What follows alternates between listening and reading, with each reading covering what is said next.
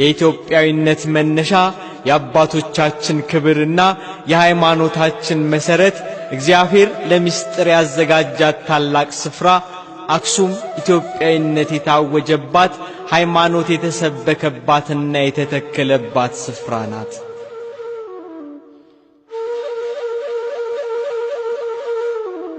ንጉሥ ኢትዮጵስ በ2550 ዓመተ ዓለም አካባቢ አክሱማይ የተባለ ልጅ እንደነበረውና በዚያ ዘመን አካባቢ እንደተቆረቆረች ይነገራል።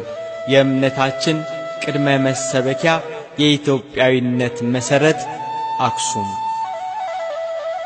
የኩሽ ልጅ ኢትዮጵስ አክሱማይ በሱ ስም እንደተሰየመች ይነገራል። በሌላ አገላለጽ አክሱም የሚለው ቃል ከአገውኛ የተወረሰ ሲሆን በአገውኛ አሁ ማለት ውሃ፣ ሱም ደግሞ በሴም ቋንቋ አለቃ ማለት ነው። ሁለቱ ቃላት በአንድነት ሲጠቃለሉ ያለቃ ውሃ ማለት ነው። አሁን በአክሱም ከተማ አካባቢ የሚገኘው የከተማው ሕዝብ የሚጠቀምበት ማይሹም የሚባለው የውሃ ማጠራቀሚያ ግድብ ይህንን ታሪክ ያጠናክራል።